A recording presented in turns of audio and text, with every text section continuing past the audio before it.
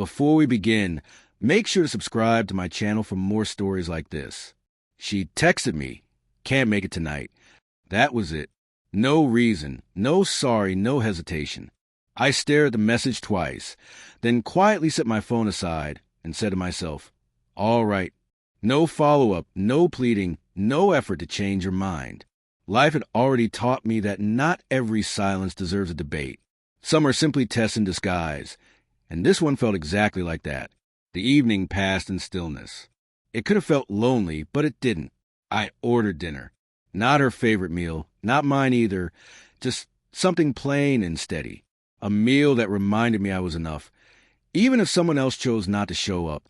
As I ate, my thoughts wandered to the little signs, those quiet repetitions that sneak into relationships long before they explode. She had done this before, canceling at the last minute, tossing vague excuses, expecting me to chase her, worry for her, fix things for her. Each time, I had learned the same truth.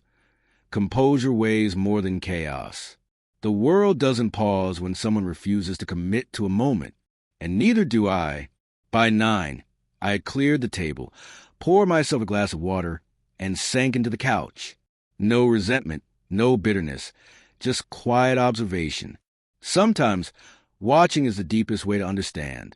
She didn't know it, but her absence that night was teaching her a lesson she wouldn't recognize until much later. That night, I let her silence speak louder than anything I could ever say. The next morning, another message appeared. Sorry, had a lot going on. I read it, nodded slightly, and replied, I understand. Short, calm, controlled. No anger, no explanation, just acknowledgement. She probably waited for emotion, for frustration, for disappointment. But I had stopped feeding moments that didn't serve truth long ago. Later that week, I stayed busy. Work, errands, quiet routines. The kind of life that builds steadily beneath the noise while others chase drama. Yet, even through that calm, I felt something shift. Her calls grew shorter, replies slower, words hesitant. The rhythm between us had changed, subtly but clearly. She had tested a boundary I refused to bend. By Friday, she asked to meet. I agreed, but not out of need or guilt. I went because I understood the difference between reacting and being present. When we sat across from each other in our favorite little cafe, she tried to fill the air with jokes, apologies, stories meant to erase what had happened. I listened quietly, sipping my coffee, steady as stone. Her words, meant to soften the guilt, drifted past without landing.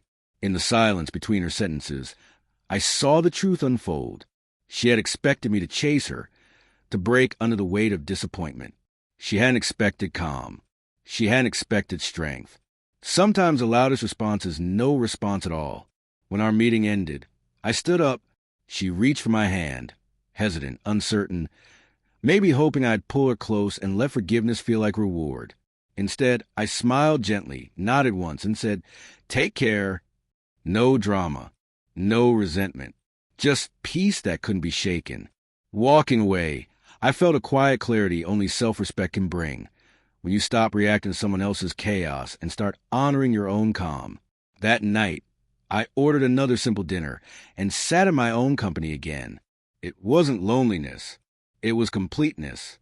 There was no triumph, no bitterness, only understanding. Some people don't teach you with their words. They teach you through what they choose not to do. Weeks passed. Her texts grew fewer, her apologies softer, her presence fading.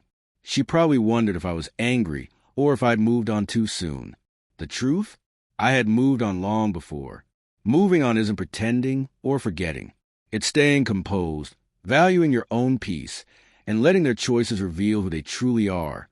Eventually, I stopped checking my phone, stopped replaying that night in my mind. Life went on, steady, calm, beautifully uneventful. My focus shifted toward people who matched my presence in moments that built, not drained. So when her next message came, I didn't reply. And in that silence, everything became clear.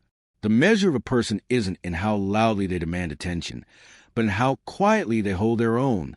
She walked away from the moment, but I walked toward myself. And that is the one choice no one can ever take from me.